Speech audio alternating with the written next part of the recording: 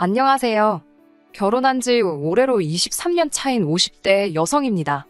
이날 이때까지 어디서 제대로 제 이야기를 해본 적이 없어서 어디서부터 어떻게 시작해야 할지 모르겠지만 두서가 없더라도 들어주시길 바랍니다. 처음엔 친정에 얘기를 하고 털어버릴까, 친구들에게 하고 털어버릴까 생각도 안 한 것은 아니지만 그것도 그때뿐이지 결국엔 제 얼굴에 침 뱉기가 되지 않을까 싶어서 쉽지가 않더라고요. 그래도 다행인 건 남편만큼은 제 편이고 저를 이해해준다는 거예요. 하지만 역시나 살아온 지난날들에 회의감이 든다고 해야 할지 제 마음을 저도 한마디로 딱 정의 내리기 어려울 만큼 복잡하고 어렵다 싶습니다. 남편하고는 오래전 직장 생활을 하다 만났습니다. 남편은 사내에서도 나름대로 인기가 있는 사람이었고 저는 솔직히 예쁜 얼굴은 아니라서 남편처럼 좋다 하는 사람이 있고 그런 것은 아니었어요. 그런데 그렇게 같이 직장을 다닌 지 3년인가 되었을 무렵 남편이 저더러 만나보고 싶다고 하대요. 제 수더분한 성격하고 주변 사람들하고 두루두루 잘 지내는 게 보기가 좋았다면서요. 저는 생각지도 못한 남편의 말에 떨리기도 했고 부담스럽기도 해서 처음엔 남편을 밀어냈는데 그런데 남편이 2번이고 3번이고 다가오는 거예요. 그래서 남편이 저를 정말 좋아하는가 보다 싶어서 결국 사귀기 시작했고 사귄 지 1년도 안 돼서 시댁에 인사가고 그렇게 일사천리로 부부의 영까지 맺게 되었습니다. 남편은 4남매 중 둘째로 위로 형 하나 누나 하나 그리고 아래로 여동생 하나 그렇게 있었어요. 그런데 문제는 시부모님 자체가 재산도 없으시고 노후 준비도 안 되어 있으시다 보니 4남매가 십시일반 돈을 모아 시부모님 생활비를 대고 있었죠. 그렇다 보니 저랑 남편이 결혼할 때도 크게 도움을 주실 형편이 못 되었고요. 저도 이건 처음부터 알고 있었기 때문에 크게 마음을 쓰진 않았습니다. 신혼살림은 제가 살던 자취방에 남편이 자기 옷까지만 들고 와서 시작하게 되었고 차도 제가 처녀적부터 타던 차를 그대로 탔습니다. 시부모님께 받은 거라곤 금으로 된 상가락지가 전부였지만 괜찮았어요. 두 분이 워낙에 저에게 미안해하셨고 고마워하셨거든요. 그래서 그 마음만으로도 충분히 위로가 되었달까요. 친정에서는 남자가 가진 것 없이 장가오는 것보다 여자가 아무것도 없이 시집가는 게 나중에 더 흠잡히기 좋다며 남편 쪽 형편과는 관계없이 돈으로 5천을 해주셨습니다. 지금이야 돈이라는 게 흔해져서 5천이 그렇게 큰 돈 같지 않지만 20여 년 전에는 절대로 적지 않은 돈이었어요. 그리고 그 일로 남편은 저희 부모님께 면목이 없다며 몇 번이나 머리를 숙였고 저희 부모님은 그런 소리 듣자고 준 돈이 아니라며 그저 당신들 딸인 저 마음고생은 시키지 말라고 하시대요. 그리고 실제로 남편 한 사람만 놓고 말하자면 제 마음고생을 시키는 일은 거의 없었어요. 술도 안 하지 담배도 안 피지 다른 여자에는 관심도 없지 오로지 일과 가정밖에 모르는 사람이었습니다. 하지만 그럼에도 불구하고 남편과 제 사이에서 큰 소리가 나는 경우가 종종 있었는데 그건 상황 자체가 시댁과 관련이 되어 있을 때였어요. 특히나 시부모님이 돌아가신 이후로는 일이 더 복잡해졌지요. 처음에 아버님이 돌아가셨을 때였습니다. 아버님은 매년 의례껏 하시던 건강검진에서 생각지도 못한 간암 판정을 받으시고 이후로 병세가 급격히 악화되어 6개월 만에 돌아가셨거든요. 그런데 그 6개월 동안 솔직히 자식이 많다고 해서 좋은 것도 아니라는 걸 제가 제 눈으로 똑똑히 보고 뼈저리게 깨달았습니다. 아들, 딸의 사위 며느리까지 하면 8이나 되었는데 누구 하나 선뜻 아버님을 모시고 병원에 가겠다 하는 사람이 없었으니까요. 그리고 부끄러운 이야기지만 저희 남편도 마찬가지였습니다. 물론 제 남편인 만큼 대변을 해보자면 그 시기에 남편이 다니던 회사가 상황이 좋지가 못했어요. 당사자의 의사와는 관계없이 회사에서 대규모 구조조정이 단행되기도 했고요. 저는 진작에 애들 육아로 인해 회사를 관두고 전업주부를 하고 있던 상황이었으니 한마디로 저희 애들까지 해서 3사람이 남편 하나만 바라보고 있던 상황이었지요. 그래서 남편은 휴가니 뭐니 그런 것들로 괜히 눈에 띄고 싶지 않다고 했고 그리고 저는 남편이 벌어다주는 돈으로 생활을 꾸리는 사람으로서 그런 남편에게 자식이 돼서는 어떻게 그럴 수 있니 엄니를 따지며 한마디로 자식된 도리를 하라는 그런 잣대를 들이댈 입장이 못 되었달까요. 그리고 사정이 그렇다 보니 남편의 형, 그러니까 아주버님네도 이해가 안 가는 것은 아니었습니다. 일단 아주버님네 경우 형님이 애를 데리고 해외에서 지내고 있었고 아주버님은 기러기 아빠였는데 기러기 아빠한테 솔직히 뭘 제가 기대했겠어요? 그렇다고 하나 있는 아들 공부 좀 시켜보겠다고 나간 형님더러 제가 뭐라고 들어와라 마라 할 상황도 못 되었고요. 그리고 그런 의미로 시동생에게도 기대치가 없었습니다. 시동생도 저희 남편처럼 외벌이의 직장 생활을 하고 있었으니 본인은 바빠서 못한대지. 그러면 시동생 대신 동서라도 좀 도와주면 겠는데 동서는 뭐 가타부타 말이었고 그리고 동서한테 뭐라고 해도 시동생이 해야 하는 거지. 제가 나설 자리는 아니잖아요. 그래서 뭐 말을 못했죠. 그리고 솔직히 신우는 남편보다 2살이 많았는데 당시 저희 첫째랑 비슷한 나이대에 아들을 키우고 있었어요. 그리고 하는 말이 애는 엄마가 키워야 하지 않겠냐면서 자기는 애를 키워야 돼서 병간호는 못한다고 하는 거예요. 솔직히 그 이야기를 들었을 땐 한마디로 황당 그 자체였습니다.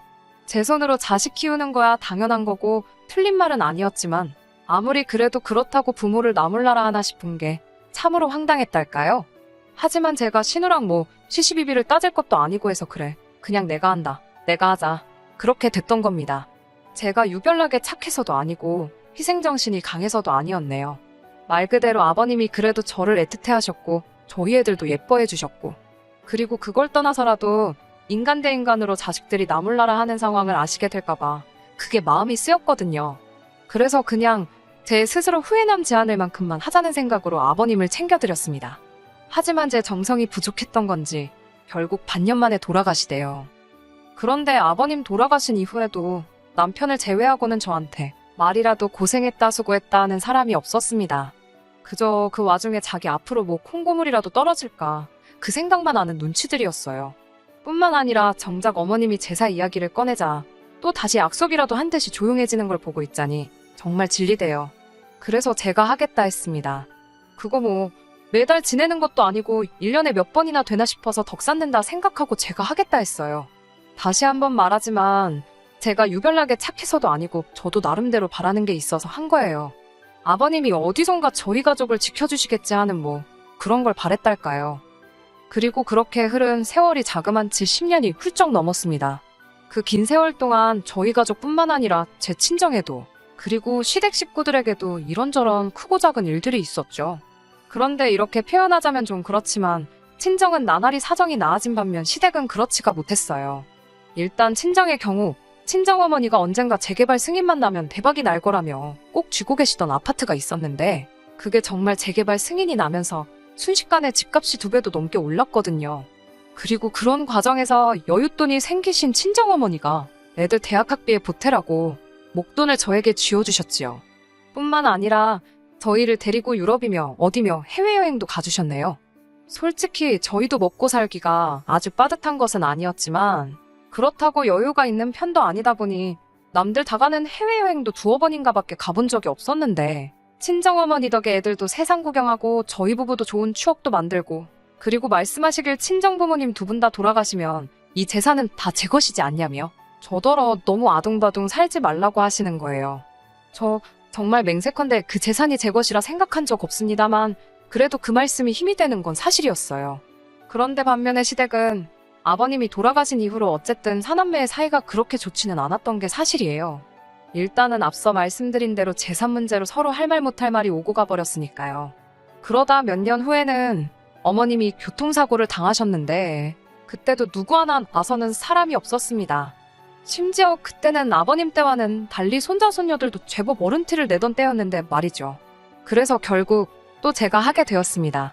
그리고 이때도 그냥 어머님이 저희 애들을 많이 예뻐해 주셨으니 받은 사랑 돌려드린다는 심정으로 병간호를 도맡은 거지 별다른 뜻이 있어서도 아니고 그렇다고 제가 착해 빠져서 그런 것도 아니었어요. 물론 이유가 어쨌건 간에 남편은 무척이나 고마워했지만요. 그리고 지금도 아버님이고 어머님이고 2분 수발 들고 한 거에 대해서는 이만큼의 후회도 없습니다. 사람이 어떻게 늘 손익을 따지며 살 수 있겠어요? 가끔은 그저 마음이 시키는 대로 따라갈 수도 있는 거죠. 하지만 어머님 또한 사고의 정도가 심했던 탓에 결국 다시 일어나지 못하시고 1달 만에 세상을 떠나셨습니다. 그리고 이후의 일은 말해 뭐하겠나 싶을 정도로 아버님 때와 똑같이 흘러갔어요. 아버님 제사를 이미 제가 맡아 치르고 있었으니 어머님 제사도 당연하다는 듯 제 몫이 되었죠. 하지만 이 또한 저에게 문제되는 일은 아니었습니다. 그리고 솔직히 제가 아버님 제사를 치른 덕이라고 말하기도 그렇지만 그래도 그게 저는 나름대로 덕을 쌓은 거라 생각했거든요. 그래서인지 저희 애들이 어디 하나 아픈 데 없이 건강하게 자라서는 대학도 좋은 대학을 갔어요. 특히 첫째는 졸업도 하기 전에 변리사 자격증을 따면서 나름대로 탄탄대로를 걷게 되었고요. 둘째도 의대에 입학하면서 저나 남편에게 큰 자랑거리가 돼주었습니다. 그리고 이 모든 게 남편은 제가 평소에 마음을 곱게 써서 아이들이 복을 받은 거 아니겠냐고 말해주대요. 사실 아이들의 노력이 없었으면 불가능했을 일이지만 그래도 가장 가까운 사람이 그 공을 제 몫으로 돌려주니 기분이 싫지만은 않았어요. 그런데 이게 욕먹을 일이 될 줄은 몰랐습니다. 얼마 전에 있었던 일이었어요. 어머님이 돌아가시기 전에 저에게 따로 금부치 몇 개를 남기신 게 있었는데 그때 저더러 다 가지라 하셨거든요. 솔직히 재산적 가치로 치면 돈 1,000만 원이 적다는 건 아니지만 그 정도나 될까 모르겠어요. 하지만 배 아파 낳은 자식들보다 며느리인 제가 헐났다면서 고맙다고 주신 귀한 선물이었습니다. 그런데 제가 솔직히 그걸 차고 다닐 것도 아니고 해서 서랍 한쪽에 보관해뒀었거든요.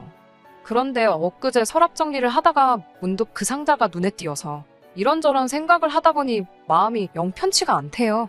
다른 사람은 몰라도 신우는 딸이기도 하니까 어머님이 얼마나 그리울까 싶어가지고요. 원래 모자 사이도 특별하지만 모녀간엔 말로 설명할 수 없는 뭔가가 있잖아요. 그래서 신우에게 시간 날 때 우리 집에 한번 오라고 했어요.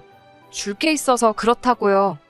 그리고 그렇게 신우가 저희 집에 왔는데 어째 집에 들어올 때부터 표정이 영 좋지가 않대요. 그래서 왜 그러나 하고 생각을 해보니까 저희가 얼마 전에 좀 큰 평수로 이사를 했거든요. 그리고 집들이는 따로 하지 않았다 보니 신우가 이사한 저희 집엔 처음 와본 상황이었고요. 신우는 이리저리 눈을 굴리며 저희 집을 둘러보더니 잘해놓고 사네 하면서 콧방귀를 뀌었습니다.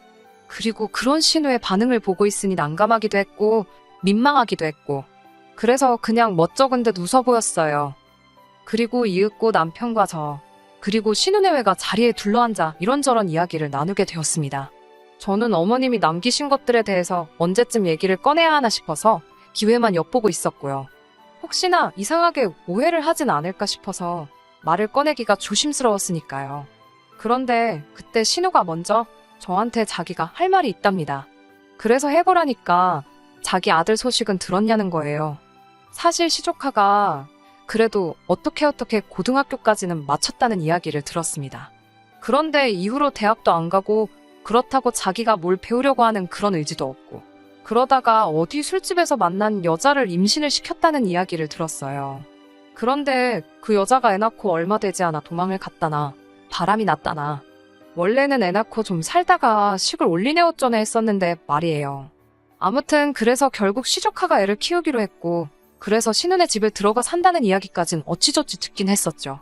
근데 뭐 솔직히 좋은 이야기도 아니고 해서 아는 체를 하기도 그렇고 정말이냐 어떻게 된 거냐 물어보기도 그래서 가만히 있었거든요. 그런데 저더러 다 알지 않냐면서 자기가 생각해보니까 그게 다 저 때문이랍니다. 솔직히 정말 꿈에서도 생각해본 적 없는 말이라서 너무 황당했어요. 그래서 그게 무슨 말이냐고 따졌죠. 그랬더니 저희 첫째나 자기네 애나 고만고만한 나이인데 저희 애들 챙길 때 자기 애는 생각 안 나더냐는 거예요. 황당했죠. 아니 잊고 산 건 아니지만 그렇다고 제가 뭐 한다고 매일같이 시조카 생각을 했겠어요. 그리고 제가 순간 말문이 막혀서 제대로 말을 잇지 못하니 신우는 이때다 싶었나 봅니다. 저희 친정이 먹고 살만한 것도 알고 있었고 그래서 맞벌이도 아닌데도 돈 걱정 없이 살지 않았냐며 참으로 매정하다며 남편하고 저더러니들은 삼촌도 아니고 숙모도 아니라며 그 못돼 처먹은 신보가 저희 애들 앞길 망칠 거라는 거예요. 아니 다들 나몰라라 하는 시부모님 병수발의 제사까지 군말 않고 챙겼으면 말이라도 고맙다는 소리는 못할 망정 헛소리는 하지 말아야 하는 거 아닌가요? 결국 남편이 먼저 신우더러 말 같지도 않은 소리를 한다고 소리를 질렀습니다. 저도 신우더러 그딴 소리나 할 거면 내 집에서 나가라고 했고요. 그러자 신우랑 시매부도 저희더러 그렇게 살지 말라면서 삿대질을 하는데 원래 남이 자식한테 악담하는 거 아니라지만 부모가 저 지경이니 아들이 그따위로 걷지 싶은 거예요. 그래서 이럴 시간에 가서 네 자식 단속이나 잘하라고 했습니다. 뭘 보고 컸는지 알만하다고요. 그랬더니 신우가 자기 쓰러질 것 같다며 아주 혼절하는 신용을 내는데 가짜나서 원. 그리고 이웃에서 신고를 한 건지 얼마 후에 경찰이 왔습니다. 제가 전후 상황 설명을 하니까 일단은 어쨌든 제 집이니 신우랑 심해부더러 나가야 된다며 끌고 나가대요. 그리고는 뭐 그렇게 그쪽이랑은 완전히 끝장을 본 거죠. 솔직히 지금도 이렇게 쓰면서 어이가 없어요. 남한테 피해 끼치지 않으려고 늘 조심하며 지냈고 손해를 조금 보는 일이 있더라도 착하게 살면 복이 온다는 그 말 하나는 정말 믿었는데 이렇게 모욕적인 일을 겪게 되다니 참으로 씁쓸합니다. 남편은 그날 이후로 저에게 미안해서 고개를 못 들겠다며 속상해하는데 그런 주눅든 남편의 모습도 참으로 보기가 괴로워요. 제가 정말 시조카 앞날을 망친 걸까요? 아니, 살다 자기 자식 잘못됐다고 외삼촌 외숙모를 탓하는 사람들은 처음 봅니다. 전에는 망나니 같은 시조카 때문에 신우가 고생이다 싶었는데 이제는 저런 부모 밑에서 자라서 망나니가 됐구나 싶어서 시조카가 불쌍하네요. 끝까지 들어주셔서 감사합니다. 오늘의 사연은 여기까지입니다. 구독과 좋아요, 알람 설정 부탁드리고 더 좋은 사연으로 다시 찾아뵙겠습니다. 감사합니다.